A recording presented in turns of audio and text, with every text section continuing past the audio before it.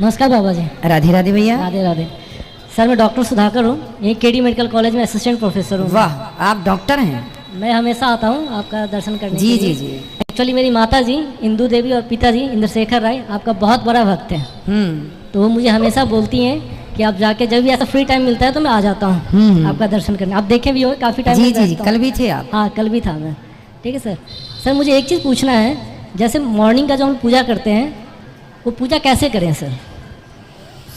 कैसे मतलब? जो सुबह हम लोग पूजा करते हैं ना सर, सुबह सबसे पहले हमें उठ के, हमने बताया था सबसे पहले हमें उठ के पानी पीना चाहिए। आप तो डॉक्टर हैं, जानते हैं। नहीं सर, जैसे हम लोग पूजा करते हैं हम वहाँ पहुँचेंगे, हम पूरा समझा दें ताकि आपके द्वारा सबको समझ में आ जाए। जी जी सर। 2 गिलास पानी पीना चाहिए, फिर हमें नहाना चाहिए, फिर सुंदर सुंदर सुंदर कपड़े पहनने चाहिए, शुद्ध कपड़े पहनने चाहिए, साफ कपड़े पहन के सबसे पहले सूर्य भगवान को एक लोटा तांबे के लोटे में जल लेना चाहिए। उस जल में थोड़ा सा कुमकुम रोली डाल के और भगवान सूर्य को सूर्याय नमः कह के, पहली उपासना हिंदुओं की सूर्य नारायण की है, तो सूर्याय नमः कहते हुए, सूर्याय नमः कहते हुए जल। उसके बाद फिर आप अपने घर में आसन बिछाइए। आसन बिछा के आपका मुंह पूर्व दिशा की ओर होना चाहिए, या पूर्व नहीं तो उत्तर।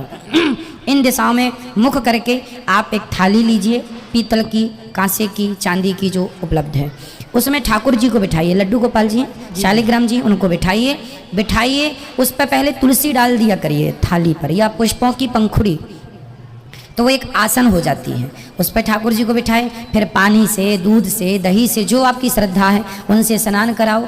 स्नान कराने के बाद भगवान जी को उठाओ और कपड़े पे रख के, ऐसे हाथ पे रख के एक टॉवल से उन्हें पोंछो, उनकी आंखें, उनके मुंह, उनके गाल, उनके पाँव, चरण पोंछ के ठाकुर जी को बिठाओ। फिर उन्हें वस्त्र पहनाओ, उनका श्रृंगार करो, उन्हें तुलसी चढ़ाओ, उनको भोग लगाओ, उनकी आरती करो और हाथ जोड़ के फिर प्रार्थना करो कि नाथ हम आपके हैं, आप हमारे हैं, हम पापी हैं, कामी हैं, क्रोधी हैं, लोभी हैं, हमसे हमारा मन शुद्ध नहीं होगा, आप हमें भक्ति दीजिए, आप हमारा मन निर्मल कीजिए। ऐसी प्रार्थना करनी चाहिए और फिर भगवान को प्रणाम करके अपने काम के लिए निकलना चाहिए। अब इसे आप और कितना विस्तार दे सकते हैं वो आपके ऊपर है। ठीक, थैंक यू सर। नमस्कार। खुश रहिए, खुश रहिए। ये दीजिए भैया को, मैं अच्छा लीजिए। प्रणाम गुरुदेव। खुश रहिए। सबसे पहले तो आपको धन्यवाद, इतनी सारी व्यवस्थाएं आप करते हैं और इतने मृदुभाषी हैं। मैंने आपको यूट्यूब के माध्यम से सुना था, लेकिन रियलिटी में मैंने पहली बार आपको देखा है, फर्स्ट टाइम। आप मेरे आइडियल हैं और हमारा पूरा घर आपके दिल से आभारी है। हम लोग आपको, मेरी माँ आपको बहुत ज़्यादा पसंद करती थीं, वो मोबाइल पे और टीवी पे देखती थीं।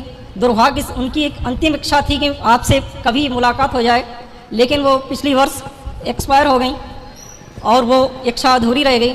मैं चाहूँगा आपके माध्यम से आप बताएं कि उनकी सदगति कैसे हो सकती है। वो कथाएं सुनती थी, धार्मिक थी, तो उनकी सदगति हो गई, उनकी सदगति रुकी नहीं।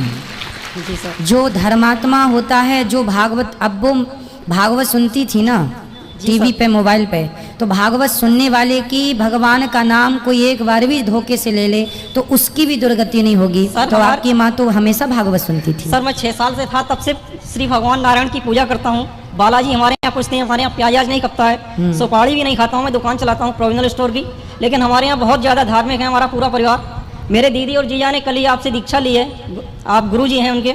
आपका बहुत बहुत आभार सभी लोगों को, थैंक यू। तो आपने यहाँ की व्यवस्थाओं का दर्शन किया? सर जो आपने यूट्यूब से मैंने देखा है उससे बहुत ज़्यादा यहाँ पर अच्छा है, बहुत ज़्यादा अच्छा है। धन्यवाद, खुश सर, रहिए। Thank you.